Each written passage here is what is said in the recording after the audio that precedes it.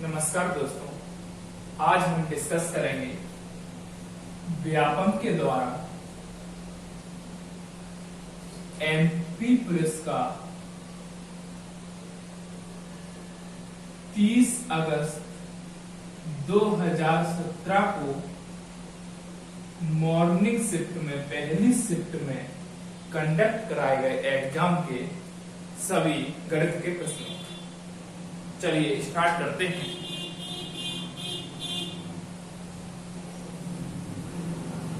देखिए, जैसा कि इसमें पहला प्रश्न दिया गया है, एक प्रयास में ताश की गड्डी से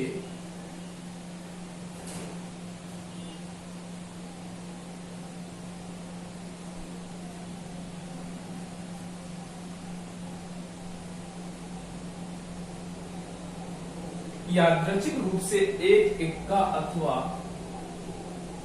यादृच्छिक रूप से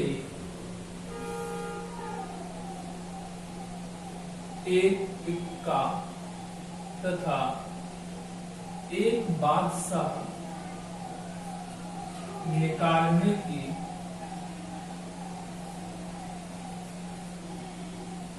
प्रायिकता क्या होगी।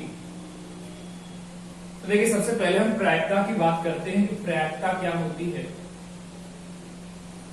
प्रायिकता बराबर होता है possibility of outcomes divided by total possibility.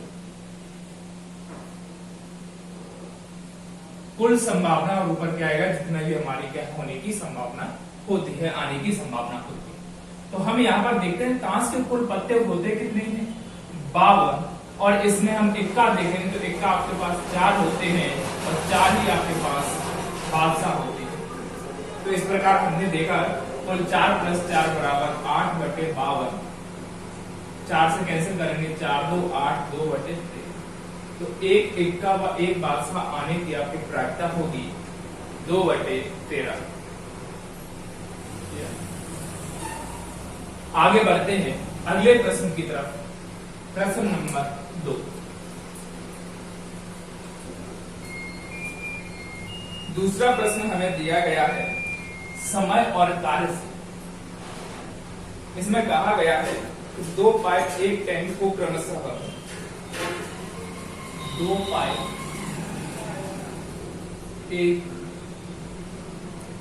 Tank को क्रमशः 10 घंटे और 20 घंटे में भर सकते हैं।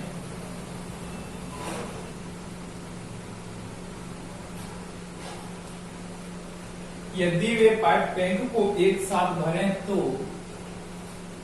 यदि वे पाइप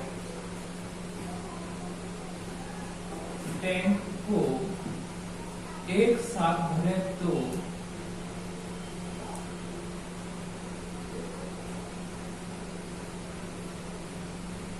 टैंक को भरने में कितना समय लगेगा। टैंक को भरने में कितना समय लगेगा। देखिए, हमें 2 पाइप दिए गए हैं। पहला पाइप है जो कि टैंक को 10 घंटे में भरता है, दूसरा पाइप टैंक को 20 घंटे में भरता है। हम देखते हैं कुल कार्य क्या होता है, 10 और 20 का एलसीएम आएगा। 10 और 20 का एलसीएम आपका 20 होता है। 10 का भाग देंगे तो पहले पाइप की आपकी क्षमता निकल कर आएगी 2, और 20 का भाग देंगे दूसरे पाइप की आपकी क्षमता निकल कर आएगी 1। हमें पूछा गया कि यदि दोनों पाइप कार्य करें तब, तो यदि हमें समय निकालना है तो समय बराबर आपका होता है टोटल वर्क, कुल कार्य डिवाइडेड बाय एफिशिएंसी, क्षमता। हमें कुल कार्य 20 दिया गया है और दोनों की आपकी क्षमता हो जाएगी 2 × 3। तो आपका बनेगा 6 सही 2/3 घंटे, मतलब 6 घंटे और 2/3 में 60 का गुणा कर दीजिए तो कितना बनेगा आपका 40 मिनट।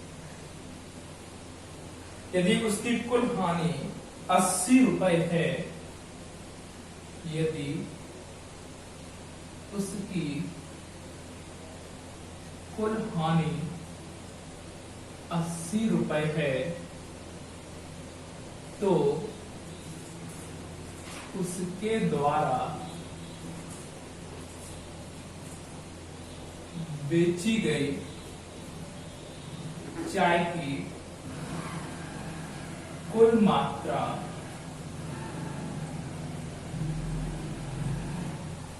ज्ञात करो। तो उसके द्वारा बेची गई चाय की कुल मात्रा क्या है। तो हम देख रहे हैं कि हमें हानि दे रही है 10% की। 10% बराबर होता है कि यदि आपका सीपी 10 होगा तो आपका एसपी विक्रय मूल्य 9 होगा। तो इस प्रकार से हम देखते हैं कि हमें 1 रुपए की हानि होती है और हमें विक्रय मूल्य दिया गया है 40 रुपए पर केजी। तो 9 यूनिट का मान 40 रुपए पर केजी है, तो 1 यूनिट का मान हो जाएगा 40/9। तो इस प्रकार हम देखते हैं कि 1 रुपए की हानि होने पर हमें 40/9 यानी कि 1 केजी शक्कर बेचने पर हमें 40/9 रुपए की हानि होती है।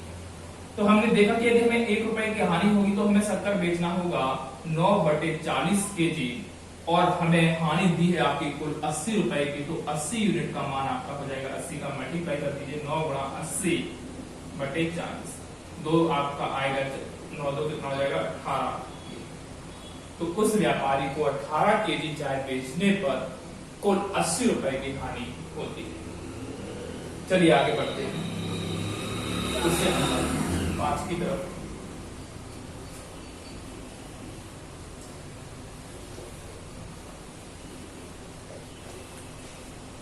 आगे हमें दिया गया है क्वेश्चन नंबर 5, जो कि आपका नंबर सिस्टम से संख्या पद्धति। इसमें दिया है कि 2079 को 2079 को 189 के द्वारा कितनी बार विभाजित किया जा सकता है। 189 के द्वारा कितनी बार विभाजित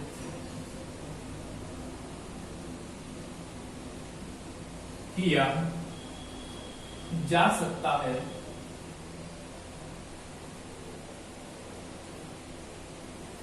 जिससे शेष पर 189 से कम बचे, जिससे शेष पर 189 से कम। तो हम देखते हैं कि जब 189 का भाग 2079 में दिया जाता है तो यह 11 बार 11 टाइम्स पूरी तरह से विभाजित हो जाती है। तो आपका आंसर कितना हो जाएगा 11। तो 189 से इसको कितनी बार 11 बार विभाजित किया जाना चाहिए।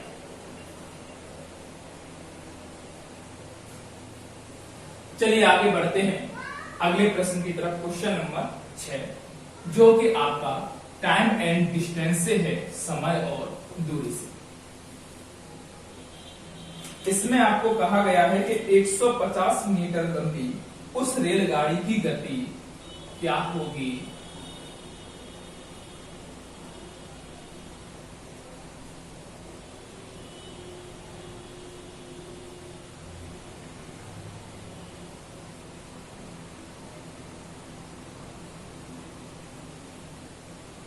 जो एक खंबे को 5 सेकंड में पार कर जाती है, जो एक खंबे को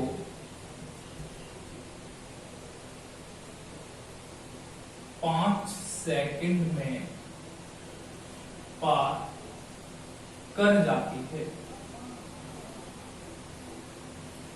तो जैसा कि हमें पता है कि स्पीड बराबर होता है दूरी बटे समय। और जब भी कोई ट्रेन किसी खंबे को पार करती है तो हम खंबे की दूरी मानकर चलते हैं, इसकी लंबाई मानकर चलते हैं 0। तो इस प्रकार से आपकी डिस्टेंस हम मानते क्या है कि जो भी आपकी ट्रेन की लंबाई है। तो आपको डिस्टेंस दे रखा है 150 मीटर और समय आपको दिया है 5 सेकंड का। 5 का हम जैसे भाग दें तो हमने देखा कि गाड़ी की चाल क्या होगी 30 मीटर पर सेकंड। यदि हम इसको किलोमीटर पर आवर में चेंज करें तो किलोमीटर पर आवर में बदलने के लिए इसमें 18/5 का गुणा किया जाता है। 5 से कैंसिल करेंगे कितना आएगा, 6 आएगा। तो इस प्रकार हम देखते हैं कि इसकी जो चाल है किलोमीटर पर आवर में वो आपको जाएगी 108 किलोमीटर पर आवर। चलिए आगे बढ़ते हैं क्वेश्चन नंबर 7 की। क्वेश्चन नंबर 7 आपका एक सिंप्लीफिकेशन से क्वेश्चन है, एक सरलीकरण का क्वेश्चन है, जिसमें आपको कहा गया है कि 5 अंकों वाली सबसे छोटी संख्या, 5 अंकों वाली सबसे छोटी संख्या तथा 3 अंकों वाली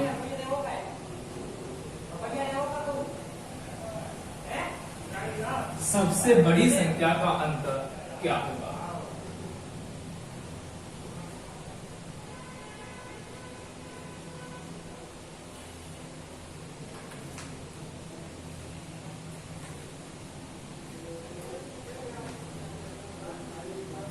देखिए हमें अंतर ज्ञात करना है कि 5 अंकों की सबसे छोटी संख्या और 3 अंकों की सबसे बड़ी संख्या। तो 5 अंकों की सबसे बड़ी संख्या हो जाएगी आपकी 1 2 3 4 5, यानी कितना हो जाएगा आपका 10,000।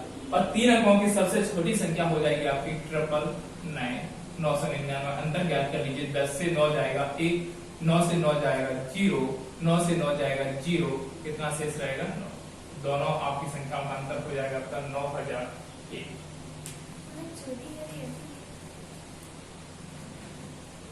चलिए आगे बढ़ते हैं अगले प्रश्न की तरफ। Question number 8।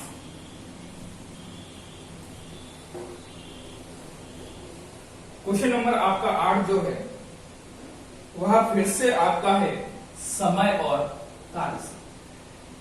इसमें आपको दिया गया है कि 2 व्यक्ति X और Y एक मशीन को 12 दिनों में असेंबल करते हैं। 2 व्यक्ति X और Y एक मशीन को 12 दिनों में असेंबल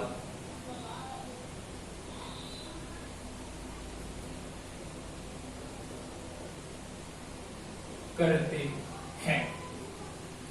यदि Y अकेला इस मशीन को, यदि Y अकेला इस मशीन को 48 दिनों में असेंबल करता है,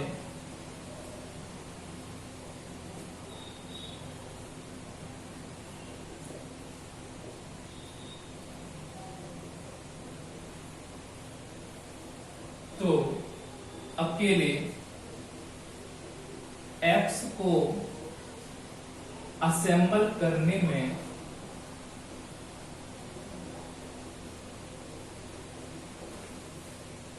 कितना समय लगेगा।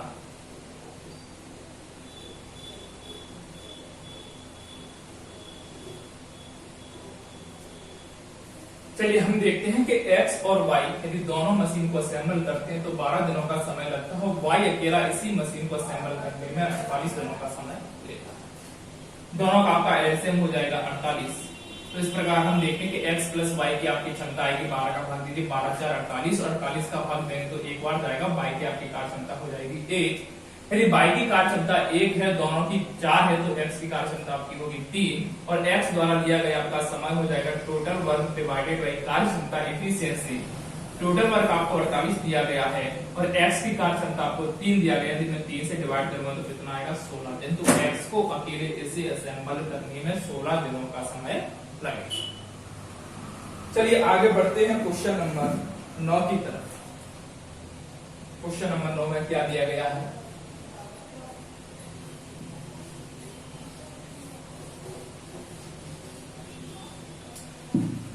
चलिए क्वेश्चन नंबर 9 में आपको दिया गया है, यदि शाहिद ने एक मेज 200 रुपए में खरीदी,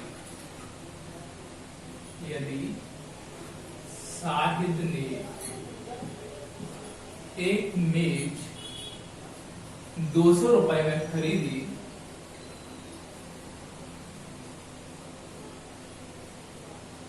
और 250 रुपए में बेच दी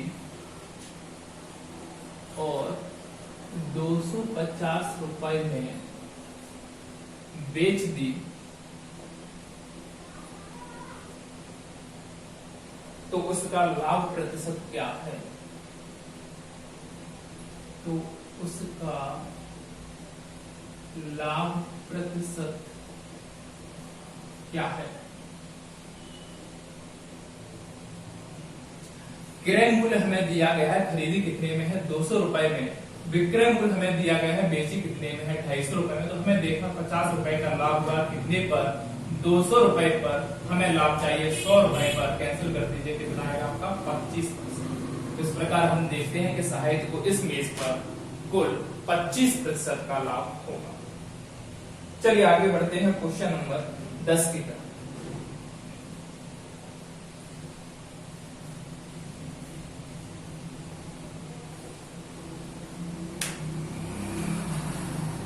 क्वेश्चन नंबर 10 में हमें दिया गया है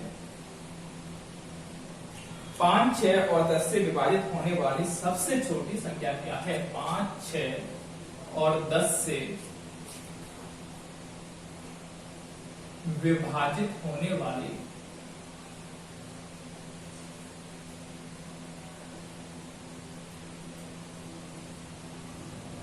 सबसे छोटी संख्या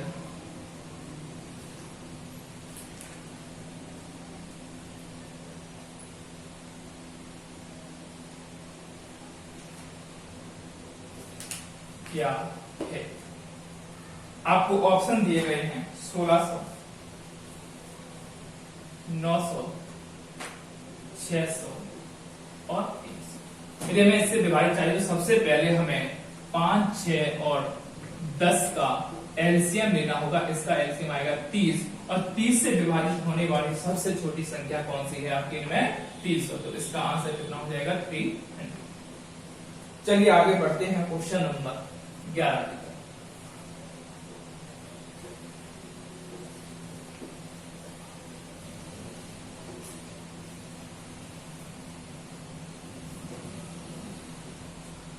क्वेश्चन नंबर 11 है आपका औसत से एवरेज से। इसमें आपको दिया गया है यदि 50, 60 और 70 विद्यार्थियों वाले, यदि 50, 60 और 70 विद्यार्थियों वाले 3 बेंचों के विद्यार्थियों वाले 3 बेंचों के प्राप्तांकों का औसत क्रमशः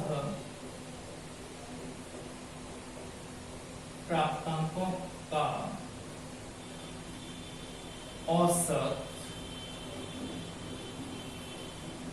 क्रमशः 65, 50 और 80 है। 65, 50 और 80 है।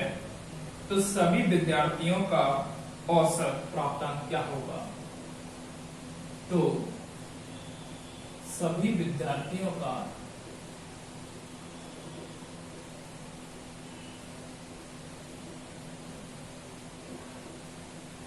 औसत प्राप्तांक क्या होगा? यहां लिख लीजिए आप नंबर, यहां पर आप लिख लीजिएगा एवरेज और यहां पर आप लिख लीजिएगा सम। हमें पता है कि औसत बराबर क्या होता है? औसत बराबर होता है कि सभी संख्याओं का योग डिवाइडेड बाई जितनी भी आपकी कुल संख्या दी गई, तो आपका योग बराबर हो जाएगा औसत गुणा कुल संख्या। पहले हमें दिया गया है 50, 60 और 70 विद्यार्थी हैं। विद्यार्थी क्रमशः दिए हैं 50, 60 और 70 और इनका औसत क्रमशः दिया है 65, 50 और 80। 65, 50 और 80। हम देखते हैं कि इनका योग क्या होगा।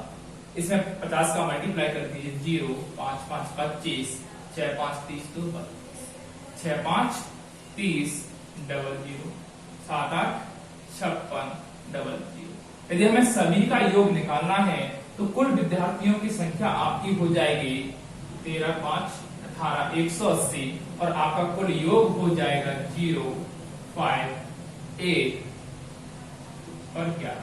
तो ऐसा एवरेज बराबर आपका हो जाएगा 11850 डिवाइडेड बाई 180।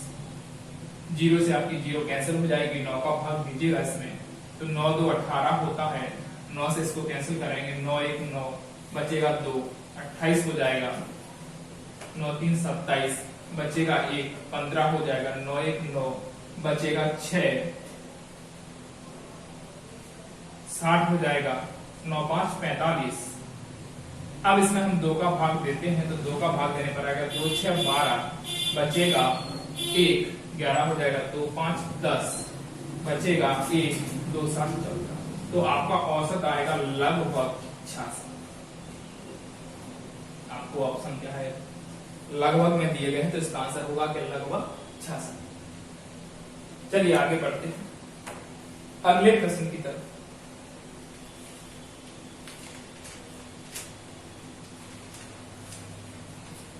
यदि आपको किसी भी प्रश्न में कोई भी समस्या हो तो आप मुझे मेरे कॉन्टैक्ट नंबर 7697709000 पर व्हाट्सएप के द्वारा कांटेक्ट कर सकते हैं। चलिए आगे बढ़ते हैं क्वेश्चन नंबर 12 की तरफ। क्वेश्चन नंबर 12 आपका एक एडवांस का चैप्टर है मेंसुरेशन से, क्षेत्र में।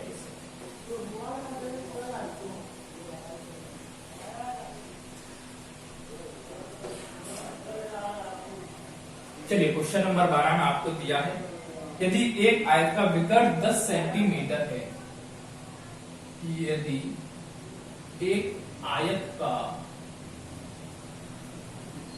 विकर्ण 10 सेंटीमीटर है और इसकी चौड़ाई का दोगुना है और इसकी चौड़ाई का दोगुना है, तो इसका क्षेत्रफल क्या होगा? तो इसका क्षेत्रफल क्या होगा? देखिए हमें एक आयत दिया गया है और उसके विकर्ण की लंबाई 10 दिया गया है और कहा गया है कि जो विकर्ण है वह चौड़ाई का दोगुना है, मतलब चौड़ाई इसकी आधी होगी तो चौड़ाई कितनी हो जाएगी 5। क्षेत्रफल निकालने के लिए आपका क्षेत्रफल होता है आयत का लंबाई गुणा चौड़ाई। हमें चौड़ाई दिया गया है और हमें लंबाई की जरूरत है। यह आपका 90 डिग्री का कोण होता है, इसमें हम पाइथागोरस लगा सकते हैं, तो आपका बनेगा l स्क्वायर प्लस 5 स्क्वायर बराबर tan का स्क्वायर। लंब स्क्वायर प्लस आपका पाइथागोरस की थ्योरम होती है परपेंडिकुलर का स्क्वायर प्लस बेस स्क्वायर बराबर हाइपोटेन्यूज का स्क्वायर। तो l स्क्वायर बराबर आएगा आपका 10 का स्क्वायर 100 होता है, माइनस का 25 होता है, l की वैल्यू आएगी 75 पर स्क्वायर। हम देखते हैं कि 25 3 75 होता है, 25 का स्क्वायर रूट 5 है 3। तो आपका एरिया हो जाएगा क्षेत्रफल लंबाई गुणा, लंबाई की वैल्यू हमने निकाल ली है, कितनी आई आपकी 5√3 और चौड़ाई आपको दिया गया है कितना 5, तो क्षेत्रफल आपका हो जाएगा 5 5 25√3। चलिए आगे बढ़ते हैं क्वेश्चन नंबर 13 की तरफ। क्वेश्चन नंबर 13 है आपका अनुपात से, रेशियो।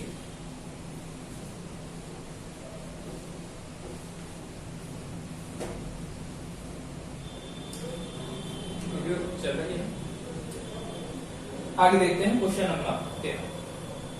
इसमें कहा है कि जब एक धनराशि को ABC के मध्य, जब एक धनराशि को ABC के मध्य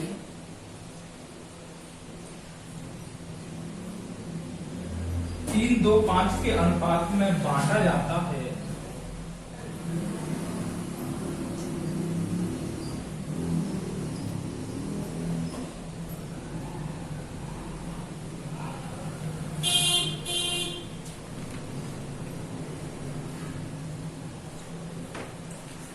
तो ए को 33 रुपए प्राप्त होते हैं।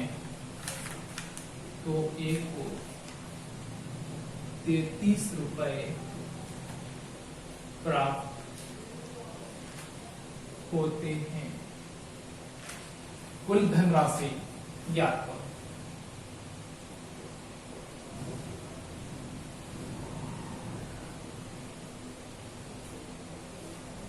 चलिए, हमें व्यक्ति दिए गए हैं, हमारे पास के 3 व्यक्ति हैं, ए, बी और सी। इन तीनों के बीचों में जो अनुपात दिया गया है वो है आपका 3, 2 और 5। और कहा गया है कि ए को 33 रुपए प्राप्त होते हैं, मतलब 3 यूनिट की वैल्यू आपको 11 दे रखी, तो 1 यूनिट की वैल्यू 3 यूनिट की वैल्यू 33 दे रखा है, तो 1 यूनिट की वैल्यू आएगी 33/3 मतलब 11।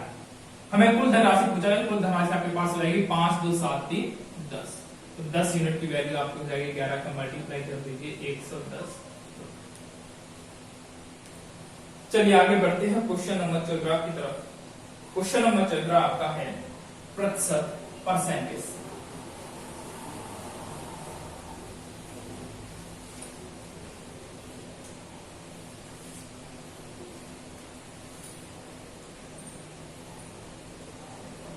क्वेश्चन नंबर 14 में आपको दिया गया है, एक व्यक्ति अपने वेतन का 75% खर्च करता है। एक व्यक्ति अपने वेतन का 75% खर्च करता है। यदि उसके वेतन में 20% की वृद्धि हो जाए, यदि उसके वेतन में 20% की वृद्धि हो जाए,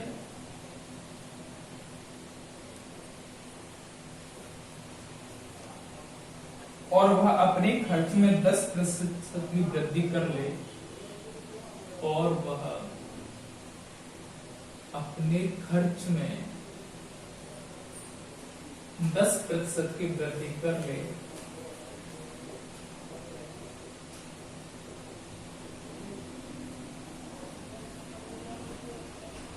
तो उसकी बचत में प्रतिशत वृद्धि ज्ञात करो। तो उसकी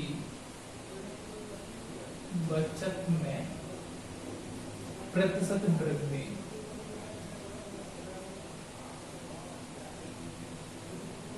ज्ञात।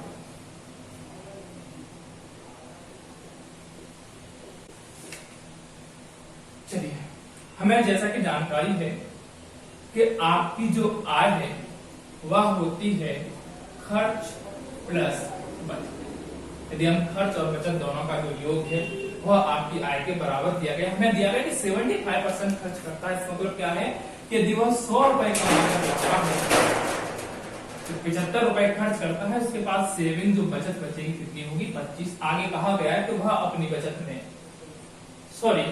अपने वेतन में 20% की वृद्धि कर देता है, तो उसका नया जो वेतन होगा, आय होगी, वह हो जाएगी आपकी 120 रुपए, और अपने खर्च में 10% की वृद्धि कर देता है, इसका 10% हो जाएगा 7.5। यदि आपको 10% निकालना नहीं आता है तो आप साइड में निकाल सकते हो। 75 गुणा 10/100, 0 से 0 कट जाएगी, 10 का भाग देंगे तो कितना आएगा 7.5। तो 75 का 10% हो जाएगा 7.5, इसमें 7.5 जैसे हम ऐड करेंगे तो आपका आएगा 82.5। यानी इस बार हमें दिया गया कि व्यक्ति 120 रुपए कमाता है, 82.5 रुपए खर्च कर देता है, तो अब उसके पास जो सेविंग बची है वो आपके पास बचेगी 20 आपका ये रहा और 17 ये रहा, कितना 37.5।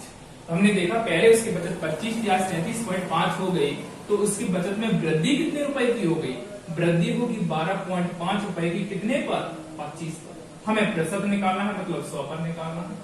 25 से जैसे हम इसको कैंसिल करेंगे, कितना आएगा 25 4 100, 4 का मल्टीप्लाई कर दीजिए, 4 5 20 का 0, 2 शेष रहेगा, 4 2 8 2 10, 1 शेष रहेगा, 4 1 5।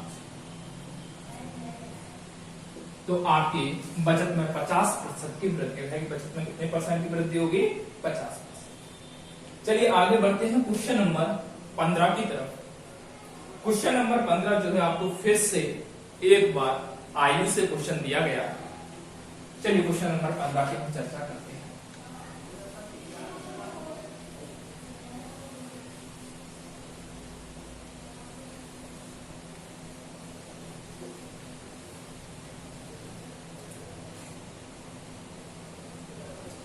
क्वेश्चन नंबर 15 में आपको दिया है कि रानी की आयु उसके पिता की आयु की 2/5 है। रानी की आयु उसके पिता की आयु के 2/5 है। 8 वर्षों के बाद वह अपने पिता की आयु की आधी हो जाएगी। 8 वर्षों बाद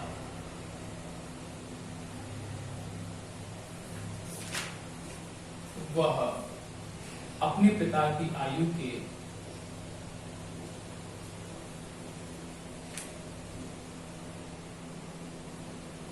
आधी हो जाएगी।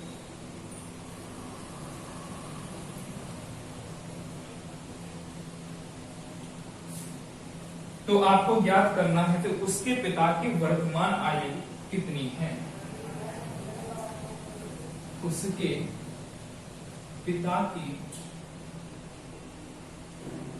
वर्तमान आयु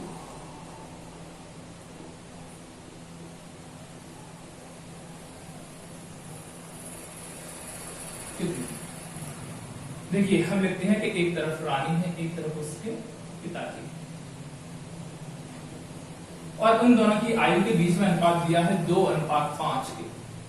ये आपकी वर्तमान आयु है। और हमें 8 वर्ष बाद की चर्चा की गई है कि 8 वर्ष के बाद क्या होता है, रानी अपने पिता की आयु की आधी हो जाती है, तो इनके बीच में अनुपात बन जाएगा 1:2। 8 वर्ष बाद की चर्चा हुई तो इन दोनों के बीच का अंतर समान होना चाहिए। हमने यहाँ पर देखा अंतर 1 है, यहाँ पर अंतर 3 है। अंतर समान नहीं तो उसको समान बनाने के लिए 5 और 2 का अंतर 3 का गुणा नीचे कर दीजिए, 2 और 1 के अंतर का गुणा हम ऊपर कर देंगे। 3 1 3 3 2 6। तो हमने देखा 5 से 6 यानी 1 यूनिट की वैल्यू कितनी हो जाएगी, 8। हमें पूछा गया है कि पिताजी की वर्तमान आयु कितनी होगी, तो कितनी है 5 यूनिट। 5 यूनिट का मान कितना हो जाएगा, 8 5 40 वर्ष। उसके पिताजी कितने वर्ष के हैं, 40 वर्ष। चलिए आगे बढ़ते हैं क्वेश्चन नंबर 16 की तरफ, जो कि आपका लाभ और हानि से।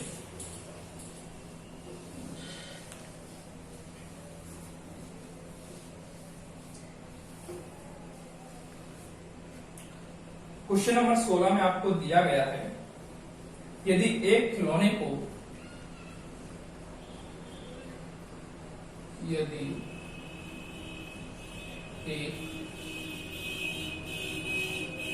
को 10.80 रुपए प्रति पीस में बेचा जाता है, 10.80 रुपए प्रति पीस में बेचा जाता है,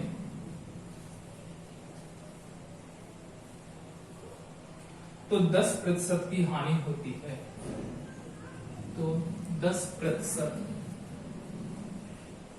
की हानि होती है। इसे 20% का लाभ प्राप्त करने के लिए, इसे 20% का लाभ प्राप्त करने के लिए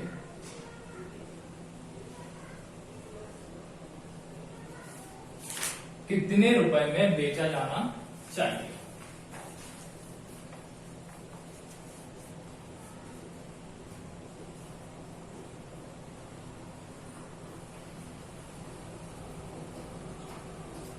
हम मान के चलते हैं कि हमारे पास क्रय मूल्य दिया गया है 100 रुपए, हमें 10% की हानि होती है तो आपका विक्रय मूल्य आएगा 90। और यदि हमें 20% का मान चाहिए, 20% का लाभ चाहिए, तो 20% इसमें जोड़ देंगे तो कितना हो जाएगा, विक्रय मूल्य 120। 90 यूनिट की वैल्यू हमको दे रखी है 10.80, तो 1 यूनिट की मान हो जाएगा 10.80 डिवाइडेड बाई 90। हमें 120 यूनिट का मान चाहिए, तो 120 यूनिट का मान आपका हो जाएगा 120 गुणा 10.80 बटे, पॉइंट उठा दिया तो नीचे कितने आएंगे, आपकी 2 जीरो आएंगे। 2 जीरो से आपके यहां कैंसिल हो जाएंगे, 9 का भाग हम इसमें देते हैं तो कितना आएगा आपका 9 एकम 9 बचेगा 1 9 2 18 12 12 होता है 144/10। यानी अब हमें इस वस्तुओं को 14.4 रुपए प्रति वस्तु की दर से बेचना, प्रति वस्तु या पीस की दर से हमें बेचना। चलिए आगे चलते हैं क्वेश्चन नंबर 17 की तरफ। क्वेश्चन नंबर 17 आपका फिर से आयु से है, एज से।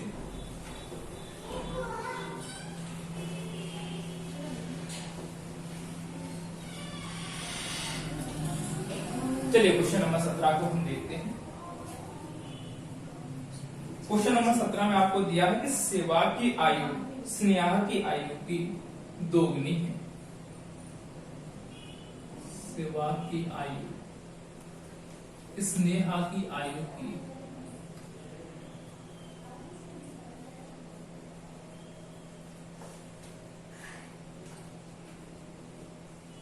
दोगुनी है।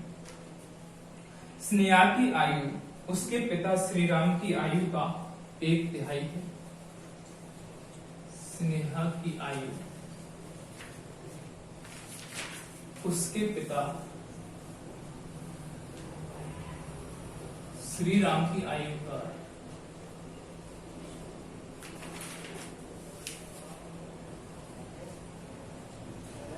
1/3 है।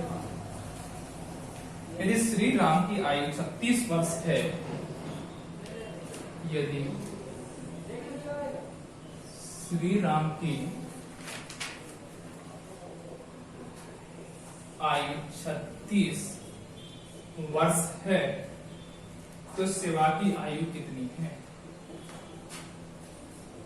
तो सेवा की आयु कितनी है? देखिए हमें 3 व्यक्ति दिए गए हैं, शिवा, स्नेहा और श्री। शिवा की आयु स्नेहा की आयु का क्या है? दोगुनी है। यदि स्नेहा की आयु 1 होगी तो शिवा की आयु कितनी हो जाएगी? 2। और स्नेहा की आयु इसके पिता की आयु का कितना है? 1/3, यानी इसके पिता की आयु 3 होगी तो स्नेहा की आयु कितनी हो जाएगी? 1। हमें पिताजी की आयु दे रखी 36 वर्ष, तो 3 यूनिट का मान 36 वर्ष हो जाएगा। 1 यूनिट का मान कितना आएगा? 12। हमें ज्ञात करना है कि सेवा की आयु कितनी होगी। सेवा की आयु है 2 यूनिट, तो 2 यूनिट का मान हो जाएगा 12 2 24।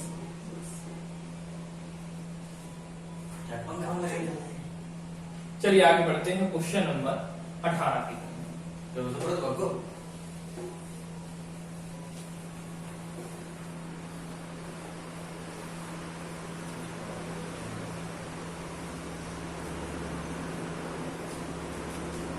क्वेश्चन नंबर 18 में हमें दिया गया है एक 50 लीटर कैन में दूध और पानी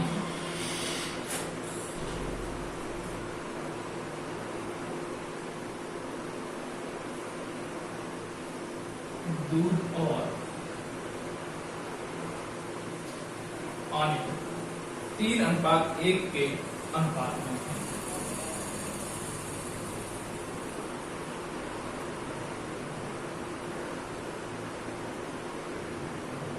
यदि इस अनुपात को 1:1 किया जाना है, यदि इस अनुपात को 1:3 किया जाना है तो कैन में मिलाए जाने वाले जल की अतिरिक्त मात्रा होगी। तो कैन में मिलाए जाने वाले अतिरिक्त जल की मात्रा होगी।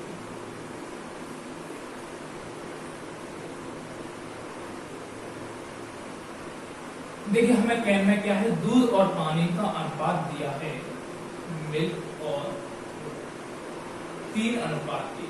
हमें इसको बनाना है 1:3। और कब? जब इसमें पानी मिलाया जाता है।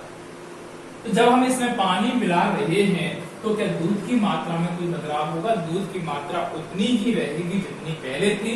तो हमने देखा पहले मिल्क 3 है तो आज भी मिल्क 3 होना चाहिए। इसको 3 बनाने के लिए हम इसमें 3 का गुणा कर देंगे तो आपका बनेगा 3:9। हमने देखा कि हमने दुकान कितना मिला दिया है, 8 यूनिट मिला दिया है और हमें कैन में कुल मात्रा दे रखी है 50 लीटर, मतलब 314 यूनिट की वैल्यू आपको दे रखी है 50 लीटर। तो 1 यूनिट का मान कितना हो जाएगा? 50/4 लीटर। हमें पानी की मिलाई गई मात्रा 8 यूनिट, इसका मान क्या करना तो आपका आएगा 50 गुणा 8/4। 4 से कैंसिल करेंगे 2 आएगा, 50 तो कितना हो जाएगा 100 लीटर। यानी 3:1 को 1:3 बनाने के लिए हमें 100 लीटर एक्स्ट्रा पानी इसमें मिला। चलिए आगे चलते हैं क्वेश्चन नंबर 19 की तरफ। क्वेश्चन नंबर 19 भी आपका एवरेज औसत से है।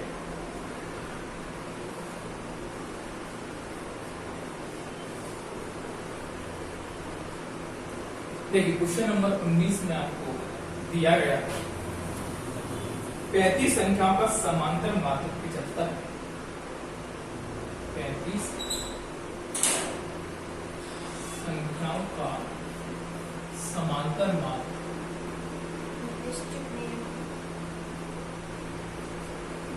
75 है।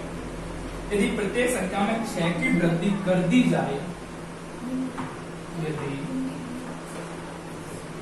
प्रत्येक संख्या में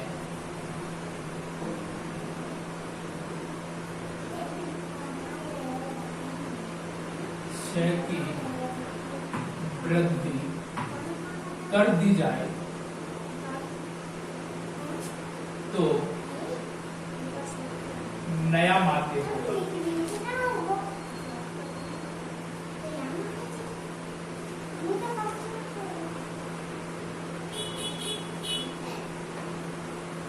तो नया माध्य होगा। देखिए हमारा जो नया माध्य होता है प्रत्येक संख्या पर ही डिपेंड करता है कि जो आपकी प्रत्येक संख्या यदि बराबर है और जो उसका मान होगा वही आपका माध्य। तो हम देखते हैं कि प्रत्येक संख्या में हम 6 जोड़ रहे हैं और हमको पुराना माध्य दिया गया है 75, तो नया माध्य भी कितना हो जाएगा? इसमें प्रत्येक संख्या में 6 जोड़ रहे हैं तो आपके माध्य में भी 6 जुड़ जाएगा और इस प्रकार आपका नया माध्य हो जाएगा 75 से 21। चलिए आगे बढ़ते हैं क्वेश्चन नंबर 20 की तरफ। तो अगला प्रश्न हमें दिया गया है फिर से रेशियो से है, अनुपात से।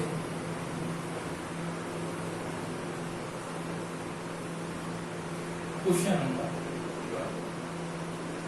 इसमें दिया गया है कि एक मिश्र धातु में तांबा तथा जस्ता, एक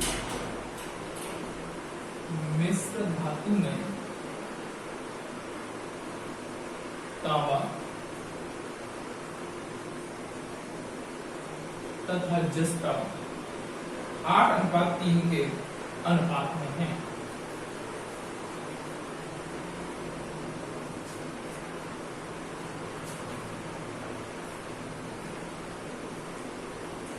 यदि इस मिश्रण में 18 केजी जस्ता है, यदि इस मिश्रण में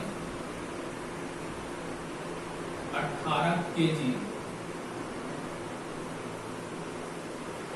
जस्ता है तो तांबे की मात्रा क्या होगी? तो तांबे की मात्रा क्या? देखिए हमें जो अनुपात दिया गया है तांबे और जस्ते 8:3 और हमें जस्ते की मात्रा दे रखी है 18 केजी, 3 यूनिट का मान हो जाएगा 18 केजी, 1 यूनिट का मान हो जाएगा इसमें 3 का भाग दे दीजिए कितना 6 केजी। हमें पूछा गया तांबे की मात्रा कितनी होगी? तांबे की मात्रा 8 यूनिट है तो इसमें 6 का मल्टीप्लाई कर देंगे कितना आएगा 48 केजी। चलिए आगे बढ़ते हैं क्वेश्चन नंबर 21 की तरफ जो कि आपका टाइम एंड वर्क, समय और कार्य से।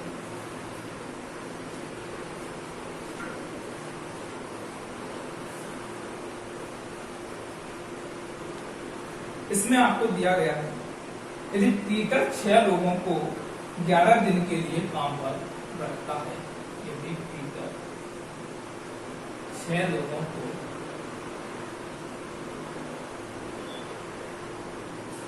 ग्यारह दिन के लिए काम पर रखता है,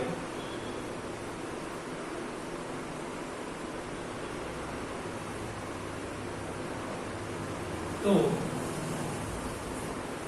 $462 का भुगतान करता है। है $462 का भुगतान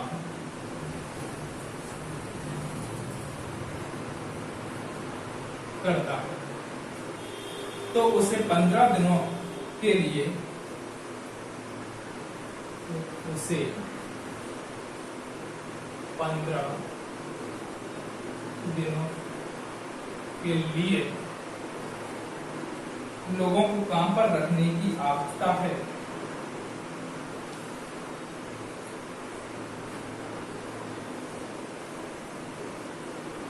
लोगों को काम पर रखने की आवश्यकता है।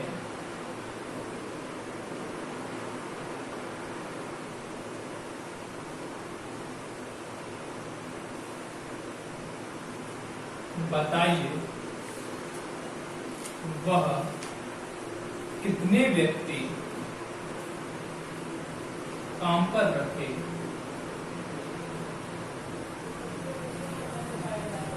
ताकि $420 का खर्चा। तो एक होता है आपका फॉर्मूला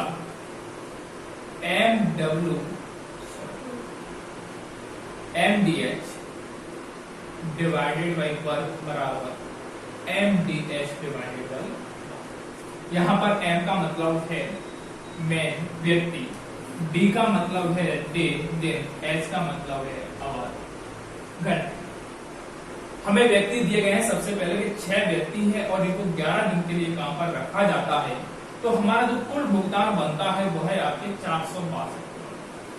दूसरा केस हमें दिया गया है कि व्यक्तियों की संख्या हमें ज्ञात करना है और दिनों की संख्या हमें दी गई कि 15 दिनों के लिए काम पर रखा जाता है, तो हमें कार्य निकालना है और कार्य हमको दिया है कि $420 का खर्च होता है। तो M की वैल्यू हो जाएगी आपकी 6 गुणा 11 बड़ा 465, 420 गुणा में जाएगा और 15 कहाँ जाएगा, 11 से कैंसिल करते हैं, 11 4 44, 11 2 22, 6 से 42 कैंसिल हो जाएगा,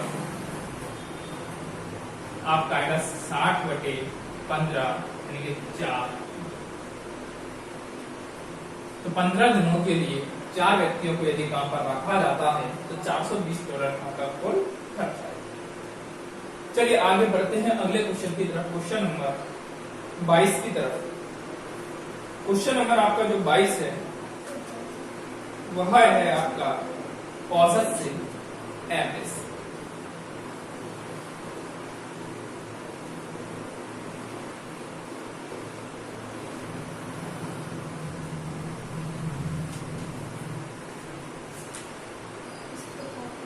चलिए क्वेश्चन नंबर 22 में आपको दिया गया है कि राम ने एक आईफोन को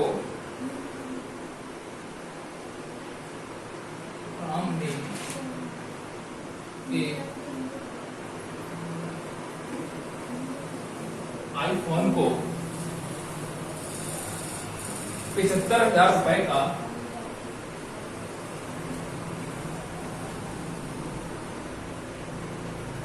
मैकबुक 95,000 रुपए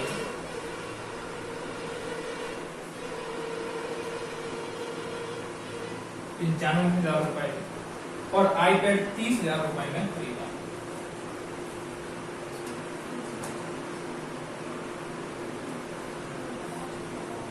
₹30,000 में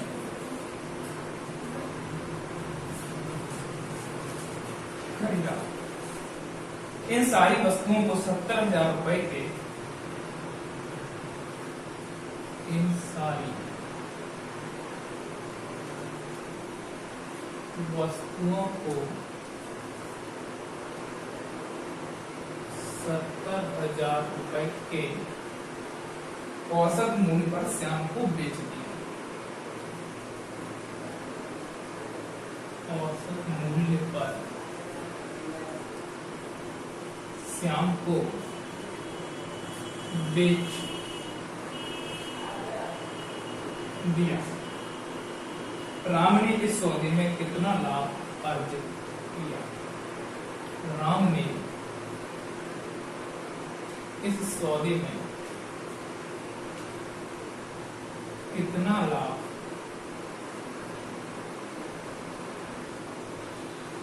अर्जित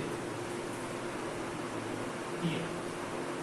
तो हम देखते हैं कि उसने कुल कितने रुपए खर्च किए इन सारी वस्तुओं को खरीदने के लिए।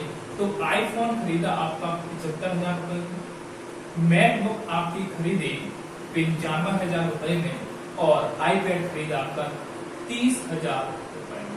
कुल मिलाकर हमने देखा आपका क्रय मूल्य आपका बन जाएगा 5, 5, 10, 7, 3, 10, 10, यानी कि 2 लाख रुपए उसने कुल खर्च कर दिए इन सारी वस्तुओं को खरीदने में। और बेचा किस 70,000 रुपए के औसत से बेच दिया, यानी एक वस्तु को 70,000 रुपए में बेचा है तो 3 वस्तुओं को यह बेच देगा 7, 3, 21, यानी कि 2,21,000 रुपए में। तो हमने देखा तो फायदा कितने रुपए का होगा? 10,000 रुपए। तो हमने देखा कि हमें कुल लाभ कितने का होगा? 10,000 रुपए। चलिए आगे बढ़ते हैं अगले प्रश्न की तरफ। क्वेश्चन नंबर 22 हो गया है आपका। अगला प्रश्न है question number 23।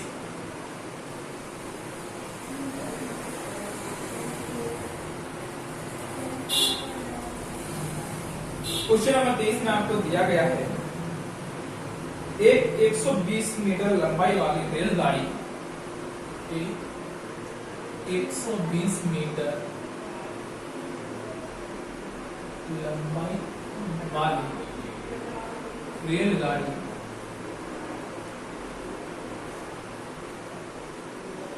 65 kilometre per hour की गति से चल रही है। 65 किलोमीटर पर आवर की गति से चल रही है।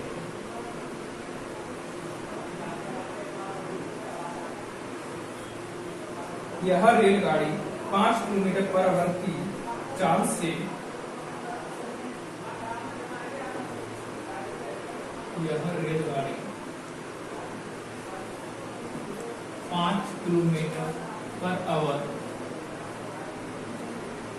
की चाल से रेलगाड़ी की दिशा में दौड़ने वाले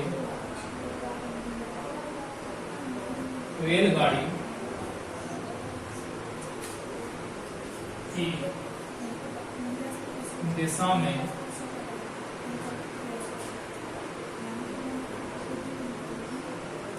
दौड़ने वाले एक व्यक्ति को कितने समय में पार करेगी? एक व्यक्ति को कितने समय में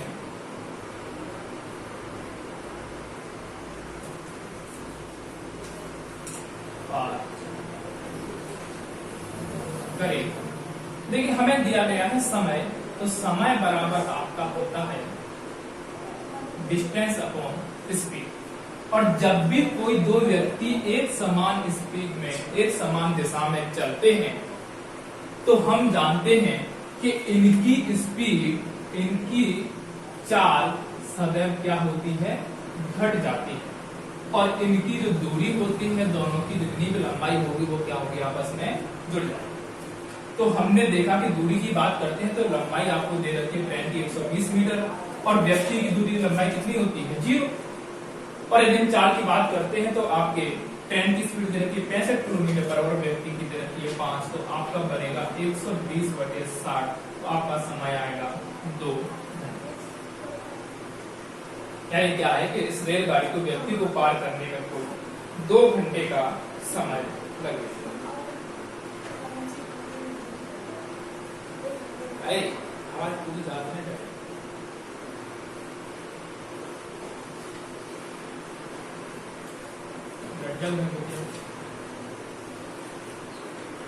चलिए इस वाले क्वेश्चन देखते हैं।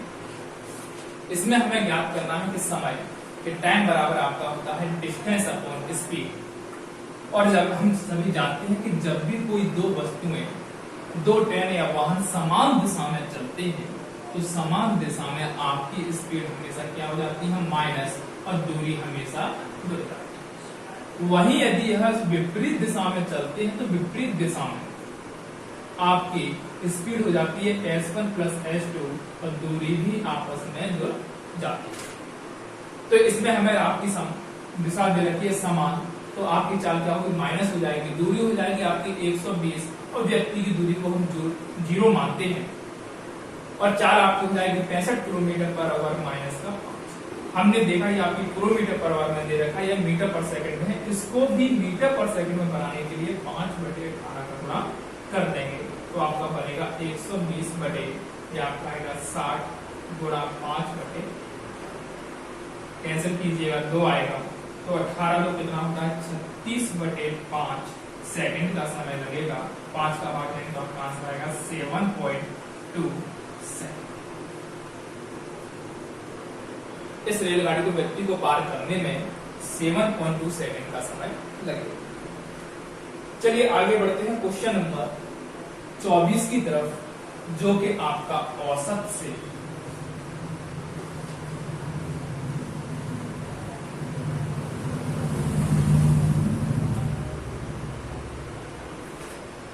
इसमें लिखा है आपको कि औसत निकाली, डायरेक्ट आपको संख्या दी गई है 31, 41, 51, 61, 71 और 81। अभी हमने बताया था कि आपका जो औसत होता है वो क्या होता है, योग यानी सम डिवाइडेड बाय टोटल नंबर।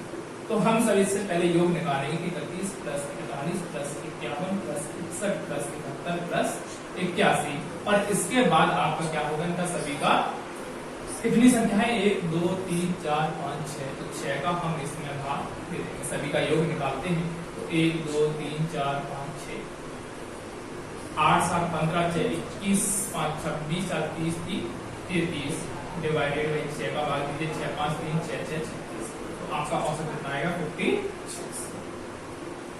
चलिए आगे बढ़ते हैं क्वेश्चन नंबर 25।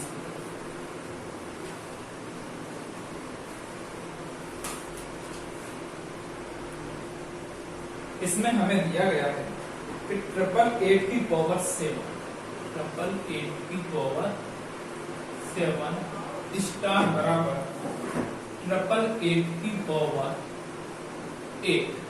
हमें बताना है कि स्टार के स्थान पर क्या आएगा, स्टार के स्थान पर क्या आएगा। आपको ऑप्शन दिए गए हैं, multiply by 888 plus 888 divided by 888 और प्लस का मल्टीप्लाई है। हमने देखा कि दोनों का आधार कैसा है, समान है, और यह जो संख्या है किसमें होगी, मल्टीप्लाई में होगी। यहाँ पर इसकी घात 7 और यहाँ पर इसकी घात कितनी है, 8। तो जब आधार समान होते हैं और इनका मल्टीप्लाई होता है तो इनकी घात हमेशा क्या होती है, जुड़ जाती है। आधार समान होने पर घात हमेशा जुड़ जाती है, किसमें, मल्टीप्लाई। तो हमने देखा पावर 8 बनानी है तो हमें मल्टीप्लाई किसका करना होगा, 7 हमारे पास है, 888 की पावर 1, आंसर कितना हो जाएगा, मल्टीप्लाई बाय 888। चलिए आगे बढ़ते हैं क्वेश्चन नंबर 26।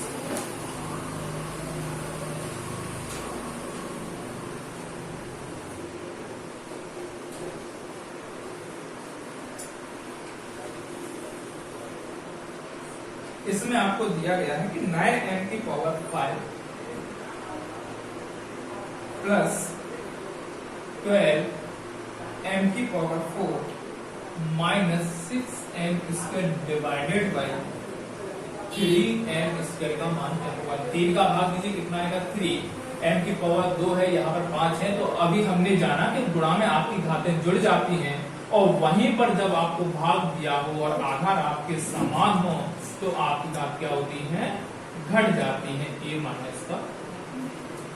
तो पावर 5 में से 2 माइनस करेंगे, कितना बचेगा, m क्यूब, प्लस का 3 का भाग देंगे 4 आएगा, 4 में से 2 जाएगा, कितना बचेगा m, उसके माइनस 3 का भाग दीजिए 2 आएगा, और 2 में से 2 जाएगा, कितना बचेगा 0। तो आपका आंसर बनेगा 3m cube plus 4m square minus का। चलिए आगे बढ़ते हैं अगले प्रश्न की तरफ, क्वेश्चन नंबर 20 के बाद 27। और क्वेश्चन नंबर 27 आपको दिया गया है एडवांस का क्वेश्चन, ऐसा आपका एडवांस का है। इसमें दिया गया है कि दिए गए चित्र में एक आपको चित्र दिया गया है, इस चित्र की हम आपको चर्चा कर देते हैं।